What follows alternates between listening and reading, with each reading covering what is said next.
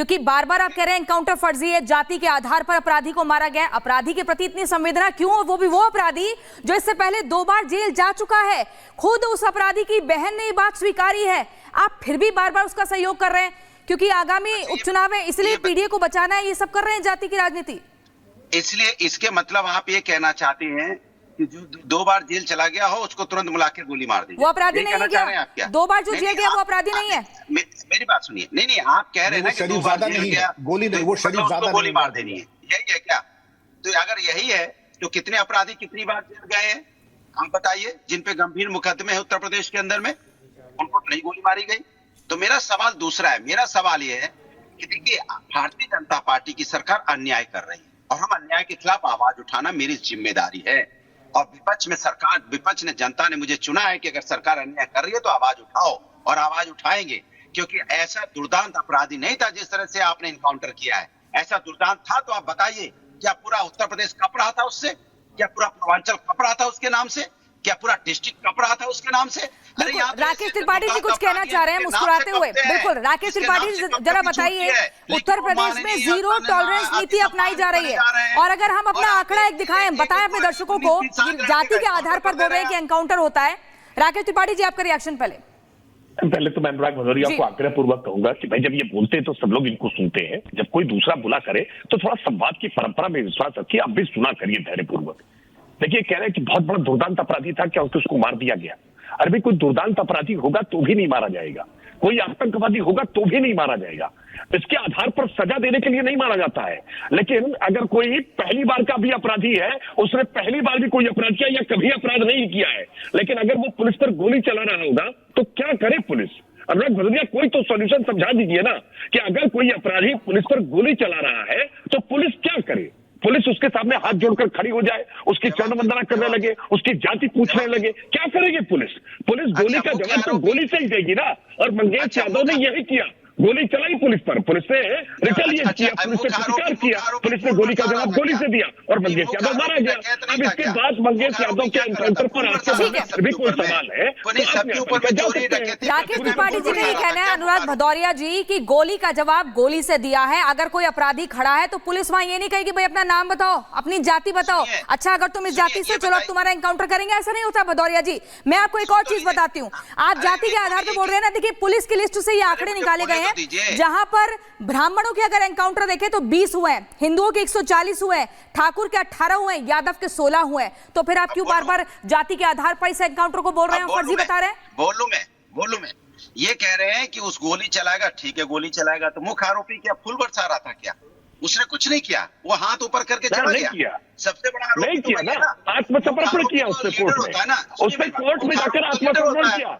अरे अनुराग भदौरिया अब भी एक मामले में आरोपी थे, अब भी एक मामले में आरोपी थे ना। अगर अब भी पुलिस पर गोली चलाते तो गोली का जवाब गोली में होता ना। मुख्य आरोपी को तो आपने कुछ नहीं किया, माने जो दूसरे आरोपी थे वो गोली चला रहे थे, उनको आपने पकड़ के इनकाउंटर कर दिया। मुख्य आरोपी जो उसके करता धरता सब कुछ जो लीडर था वो इतना साफ सुथरा था। मुख्य आरोपी तो मुझे लगता है बड़ी पार्टी है, ये मुख्य आरोपी है, और इसलिए मैं पुलिस से अपेक्षा करूंगा कि इनको भी इंटरोगेट करिए। या अनुराग भदौरिया जिस तरह से उसकी वकालत कर रहा है ना, मुझे तो लगता है कि इन्हीं का शागिर्द था, यही सिखाए पढ़ाए थे उसको, इसलिए इतनी पीड़ा है, आंसू रुक रहे हैं इनके, छुप करके कमरे में रोते होंगे, गला एक सेकंड अनुराग भदौरिया जी, आपको पता है टोटल आरोपी इसमें 12 थे। आप बार बार मुख्य आरोपी की बात कर रहे हैं जिसने सरेंडर कर दिया, और दूसरे आरोपी की पैरवी कर रहे हैं। आप तीसरे चौथे पांचवें आरोपियों की पैरवी क्यों नहीं कर रहे हैं? दूसरे में आपको वोट बैंक दिख रहा है, यही वजह है ना। आगे उपचुनाव है, 10 सीटों पर उपचुनाव है, यही वजह है।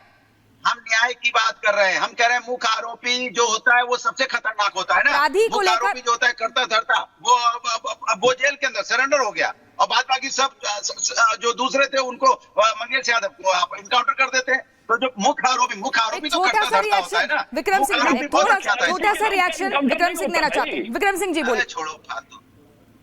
अनुराग जी एक निवेदन है, इस तर्क पे अगर हम चले तो अजमल कसाब की तो बोटी बोटी काट करके भट्टे में झोंक देनी चाहिए। ऐसे नहीं होता है, जब तक आपके सामने खतरा है, जान माल का खतरा अपना किसी और का, आप बल प्रयोग कर सकते हैं। आगे भले ही अजमल कसाब क्यों ना हो, अगर आपको खतरा नहीं है आप उसको जिंदा ही गिरफ्तार करेंगे। मैं चाहूंगा अनुराग, आप तो इतने शूरवीर और योद्धा हैं, कभी मौका दीजिए, मैं आपको ले चलूंगा ट्रेनिंग के लिए। चलिए अच्छा, वो खा कमा के हम शहर में। कितने दिन से गए हैं बाहर? अरे होगी 2-3 महीने। 2-3 महीने से? हाँ, अरे होगी 2-3 महीने। 2-3 महीने से? हाँ। सोमवार को 2 बजे रात को आके ज़बरदस्ती लेकर गए और हम लोग पूछने लगे तो बोले कि पूछताछ करके छोड़ देंगे। 6-7 लोग पुलिस आए थे। क्या इनाम उनके ऊपर पहले से क्या घोषित था? कुछ ऐसा इनाम पैसा? नहीं, कुछ नहीं था। जानकारी कुछ है? कुछ नहीं। अब इस वीडियो को देखिए जिसमें साफ देख सकते हैं कि ज्वेलरी की दुकान में लूट से पहले रेकी की गई। एडीजी एसटीएफ अमिताभ यश के मुताबिक 2 बार रेकी हुई थी। इसी दौरान सीसीटीवी में विपिन सिंह कैद हो गया। अब इस बाइक चोरी के सीसीटीवी फुटेज को देखिए जिन बाइक को लूट के दौरान इस्तेमाल किया गया। उन 2 मोटरसाइकिल की चोरी जौनपुर से की गई थी। अमिताभ यश ने बताया कि चोरी की योजना मंगेश यादव ने बनाई थी। मंगेश यादव भी चोरी में शामिल था, लेकिन अखिलेश यादव को तो यूपी पुलिस पर भरोसा ही नहीं रहा और अखिलेश अपराधी में जाति ढूंढने में लगे। सरकार ने कैसी होशियारी दिखाई कि चप्पल में इनकाउंटर कर दिया। बताइए आप, कैसा दिमाग है इन लोगों का? क्या होशियारी दिखाई? कौन नई तस्वीर देख करके बता सकता है कि यह झूठा इनकाउंटर हुआ था? ये हालत है तब जब खुद यूपी पुलिस के डीजीपी प्रशांत कुमार सबूत दिखा चुके हैं कि मंगेश यादव डकैती में शामिल था। वीडियो में दिखा दिया गया, उसमें हमने पॉइंट करके भी बता दिया कि कौन आदमी कौन सा अपराधी है। इसके बाद से किसी तरह की कोई शक शुबा की गुंजाइश नहीं है। ऐसे में बड़ा सवाल यही है कि आखिर जाति धर्म की राजनीति कौन कर रहा है? अखिलेश यादव अपराधियों की पैरवी क्यों कर रहे हैं? बदमाशों पर कार्रवाई होती है तो उसमें भी दिक्कत क्यों है? आखिर क्यों वोट बैंक की राजनीति के लिए अपराधियों में जाति ढूंढी जा रही है?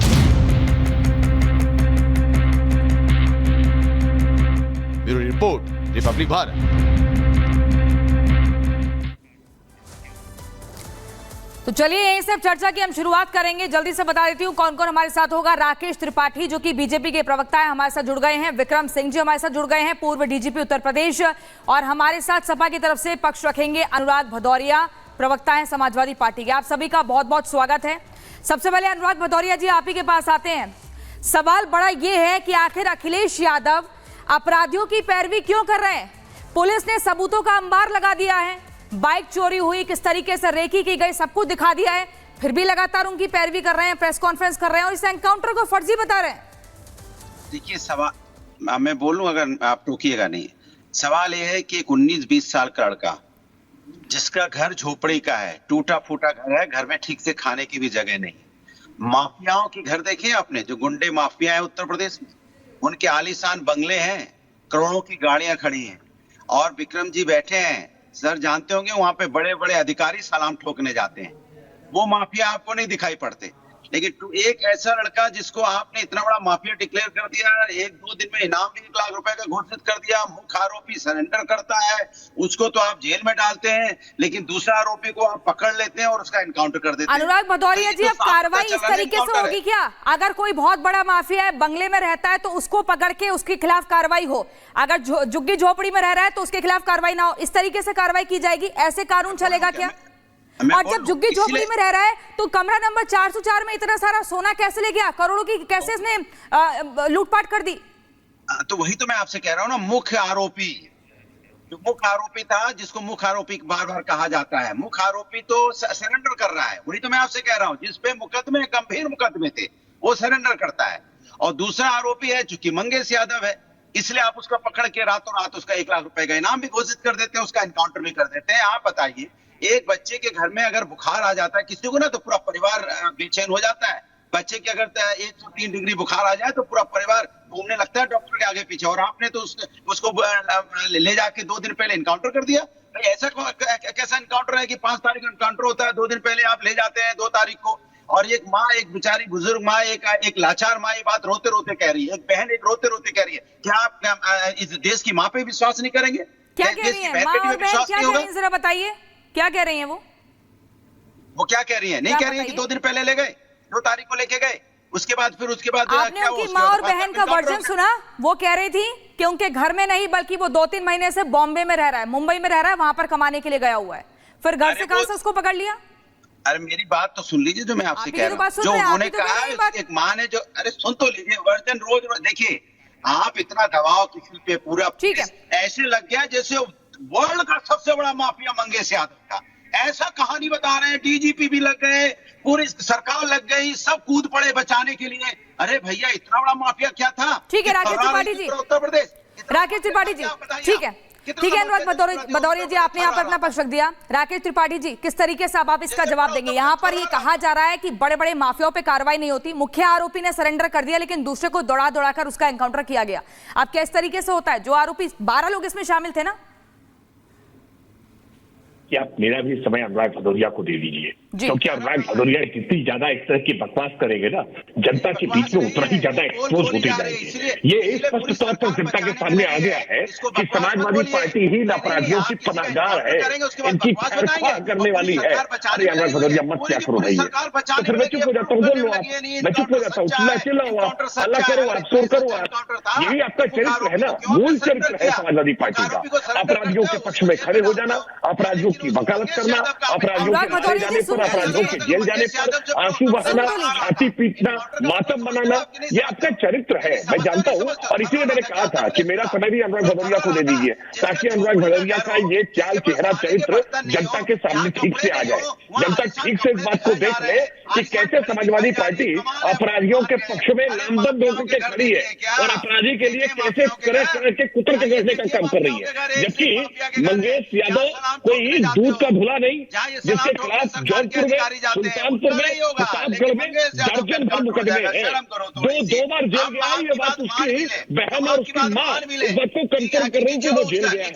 ऐसा व्यक्ति उसके पक्ष में समाजवादी पार्टी पूरी की पूरी पार्टी खड़ी हो गई है। ये इतना दुर्भाग्यपूर्ण है। राजनीति में इस प्रकार की बेशर्मी सामान्य तौर पर कभी दिखाई नहीं देती थी, लेकिन समाजवादी पार्टी तो रोज बेशर्मी का एक नया रिकॉर्ड खड़ा करने पर उतारू है। अनुराग भदौरिया जी, आपको सुनना पड़ेगा। अच्छा, एक और चीज, एक और सवाल, ठीक है अनुराग भदौरिया, आपका ही कहना है, एक सेकंड अनुराग भदौरिया सुन तो लीजिए, आप राकेश त्रिपाठी को भी नहीं सुन रहे, आप मुझे भी नहीं सुन रहे, अभी सुन तो लीजिए। अनुराग भदौरिया, दिक्कत ये आप सुन नहीं रहे हैं, समाजवादी पार्टी के ये जिसकी आप पैरवी कर रहे हैं, जिस अपराधी की, वो आपको पता है कि 2 बार पहले भी जेल जा चुका है। अपेक्षा करता हूँ कि पुलिस इनको भी इंटरोगेट करे। ये जो समाजवादी पार्टी के नेता ये मंगेश यादव के पक्ष में लगातार वकालत करने का काम कर रहे हैं, भदौरिया आपको सुनना पड़ेगा। बॉर्डर ऑपरेटिव भी यही शामिल है क्या इनके लिए ठेके पर वो इस प्रकार की लूट करने का काम कर रहा था? या अनुराग भदौरिया को जितनी पीड़ा है ना, उससे लग रहा है कि ठेके पर काम अनुराग भदौरिया ने दे रखा था और अनुराग भदौरिया के ठेके पर किए गए इस काम में सफल हो गया, बड़ी पीड़ा इनको पहुंची है। इसलिए अनुराग भदौरिया को भी इंटरोगेट करना चाहिए।